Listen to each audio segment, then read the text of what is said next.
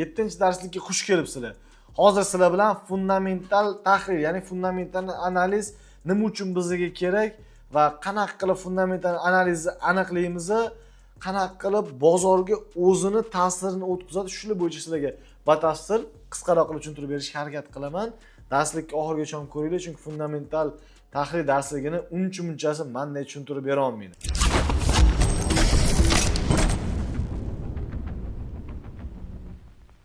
Xo'p, boshlaymiz. Bizga fundamental tahlilni bilishimiz uchun, ko'rishimiz uchun ikkita sayt kerak bo'ladi. Google ga kirasizlar, investing.com yoki Forex Factory degan saytni ko'rasizlar. Endi biz ancha yil oldin trading sohasini boshlaganimiz hisobiga biz investing.com dan ko'rib o'rganganmiz. Xo'p, Google dan investing.com deb yozamiz, marhamat chiqib keladi va ekranda shunaqangi holat sodir bo'ladi. Endi bu yerda ham sразу siz yangilik ko'ra olmaysiz. Shuni hisobiga ingliz tilida bo'lsa, mana pastdan yozilib turibdi, mana shu yoziladigan tools degan joyning ustiga bosmaysizlarda, shu mishkani o'zini olib kelsangiz, sichqonchani o'zini economic kalendar degan joyi bor. Mana shu economic kalendar degan joy bor. Economic kalendar degan joyni ustiga bosasizlar va sizlarda o'sha muhim yangiliklarni ko'rsatadigan grafik kelib chiqadi. Endi biz birinchi navbatda saytga kirgandan keyin fundamental analizni filtrini to'g'rilab olamiz. Ya'ni mana bu yerda show filter degan joyi bor. Bu yerda biz major currency, minor currencyga tegishli bo'lgan pul valyuta birliklariga aloqador bo'lgan davlatlarni yangiliklarini ko'ramiz. Bizga hamma davlatlarning yangiliklari muhim emas, bozorga o'z kuchini, o'z ta'sirini o'tkazadigan davlatlarning yangiliklari kerak bo'ladi. Fundamental tahlil o'zi nima? Fundamental tahlil bu dunyodagi bo'layotgan prezidentlar almashinuvi, urushlar, kelishmovchiliklar, tushunmovchiliklar, katta-katta yig'ilishlar, federatsiya, Amerika Federatsiyasining rezervatsiyasining demak raisi nima gap gapiryapti, prezidenti nima gap gapiryapti, qanaqa holat o'zi, iqtisodiyotda, ekonomikasida inflyatsiya bo'lish jarayoni qanaqa, hozir qanaqa holatda o'zi iqtisodiyoti, shunga o'xshagan yangiliklar bo'ladi. Xo'p, clear qilamiz bu yoqda. O'sha xo'sh bizga eng kerakli bo'ladigan davlatlarni tanlab olamiz. O'zi eng asosiysi AQSh, bu Amerika bo'ladi. Lekin Avstraliya tanlasak bo'ladi, chunki bu ham Avstraliya dollari minor currency kiradi, Yangi Zelandiya dollari, New Zealand tanlaymiz. Xo'sh, ikkinchi qismiga o'tamiz. Yevrozon kerak bo'ladi bizga. Xo'sh, keyingisi demak United States AQSh kerak bo'ladi. Yaponiya yenasi Yaponiya kerak bo'ladi. Xo'sh, bu yerdan United Shvetsariya, United Kingdom bo'ldi. Mana shular kerak bo'ladi. Xo'p. Kategoriyasi degan, ya'ni qanaqa turda yangilik degan, biz all kategoriyasi hammasini qoldiramiz. Muhimligi demak low bo'ladigan bo'lsa, ingliz tilida bu ya'ni pastroq, ahamiyatsiz desa ham bo'ladi.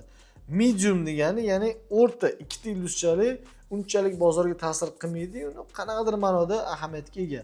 Biza doim high, ya'ni 3 ta yulduzchalik bo'lgan yangilikni ustiga bosib belgilab olamiz va bozorda ko'rishimiz mumkin bo'ladi.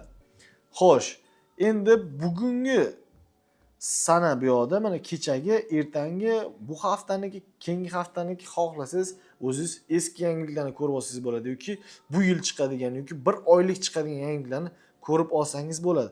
Undan tashqari mana shuni filtrdagi belgilab olganingizdan tashqari bizda yana eng muhim joyi ba'zi birovlarning kompyuterida vaqti aniq belgilanmagan. Ya'ni sizda boshqa joy vaqtini ko'rsatishi mumkin. O'zbekiston vaqti bilan aniq ko'rmoqchi bo'lsangiz, pastroqqa tushib GMT+5 Tashkent deb mana ko'rib turibsizlar. GMT+5 Tashkent ustiga bosasizlar.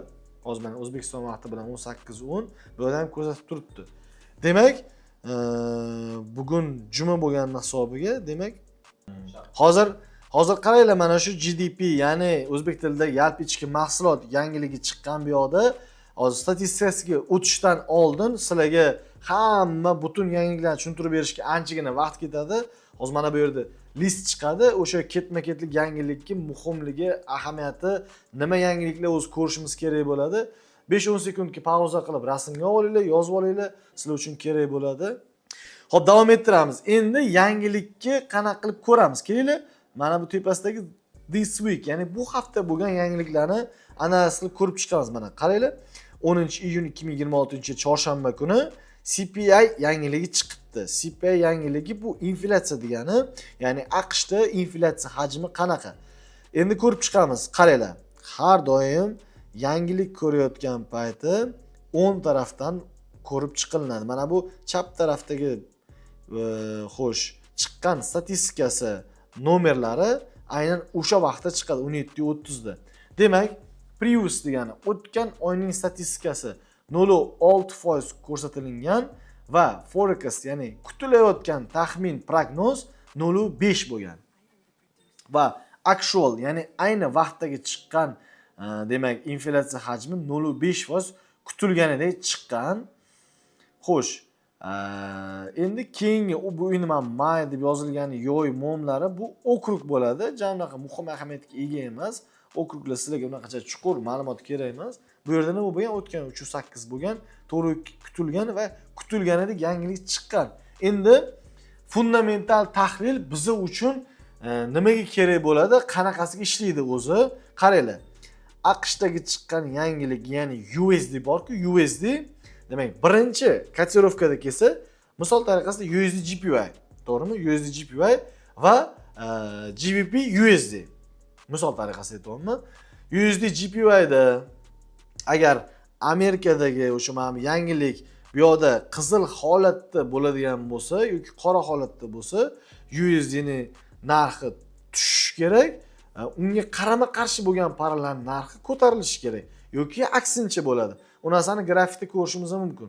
Misol tariqasida masalan grafikka o'tib ko'rsataman. Mana hozir yevro USD narxi ko'tarilgan, konsolidatsiya bo'lgan, ko'tarish arafasida. Endi birinchi kotirovkaga USD ni tushiramiz. Bunda teskari holat bilan ko'rgan bo'lsangiz, qaranglar, impuls bilan tushdi. Ozgina qayta qilib yana ozgina tushishda davom ettiryapti. Qayta ko'rishingiz mumkin. Bu narsani o'zingizlar guvoh bo'lasizlar. Ya'ni demoqchi bo'lganim, USD birinchi kotirovkada kelsa, demak, o'sha yangilik bilan bir xil ishlaydi. Ikkinchi kotirovkada kelsa, qarama-qarshi bo'ladi. Endi bu yangilik doim o'sha qizil chiqdi, dollar o'sdi degani yoki yashil chiqdi, dollar quladi degani emas. Ba'zi holatlarda qarama-qarshi ishlab qolishi ham mumkin, chunki boshqa sabablari ham bor. Xullas, shunaqa qilib fundamental tahlilni biza Investing.com va Forex Factory'dan ko'rib olsak bo'ladi. Men sizlarga qisqaroq, aniqroq va batafsilroq tushuntirib berishga harakat qildim. Xo'p, mana shu yangilik bilan bog'lanib qolmanglar, chunki nimaga desanglar, fundamental tahlil, fundamental analiz texnik tahlil bilan yonma-yon bo'ladi. Ya'ni fundamental tahlil texnik tahlilga bo'ysunib harakatlanadi. Sizlar doim birinchi o'ringa texnik tahlilni qo'yinglar, keyingi o'rinda fundamental tahlilni qo'yinglar. Fundamental tahlil biza bozorda barqaror savdo qilishimiz uchun yordam beradi, chunki fundamental tahlil dunyodagi bo'layotgan yangiliklardan, o'zgarishlardan, holatlardan bexabar qolish bu yaxshi emas. O'shuning uchun fundamental analiz ham tradingda kerak bo'ladi, lekin faqat fundamentalning o'zi bilan savdo bitimlarini amalga oshirishinglarni tavsiya qilmayman, chunki nimaga desanglar, prop hisoblarda o'zi ko'pincha prop kompaniyalarda yangiliklarda savdo qilish taqiqlangan. Shuning uchun o'zingizlar uchun bilib olinglar. Real hisoblarda savdo qilinglar iloji boricha. Prop hisoblarda yangiliklarda maslahat bergan bo'lardim. Savdo bitimini amalga oshirishmaslikni. Prop hisoblarda ishlayotgan bo'lsangiz, yangilik payti savdoga kirmanglar. Kirmoqchi bo'lsanglar ham yarim soat, 1 soat oldin savdo bitimini yopinglar. Yangilikdan keyin yarim soat, 1 soatdan keyin savdoga kiringlar. O'shanda sizlarda hech qanday vahima, qo'rquv, tushunmaslik, psixologik risk menejment buzilmaydi. Chunki nimaga desanglar, volatilность yuqori bo'lib ketgani hisobiga kunlik prosatkani urib qo'yishingiz mumkin. Xullas, shunaqa darsimiz o'z nihoyasiga yetdi. Sizlar bilan keyingi darsda ko'rishguncha sog' salomat bo'linglar.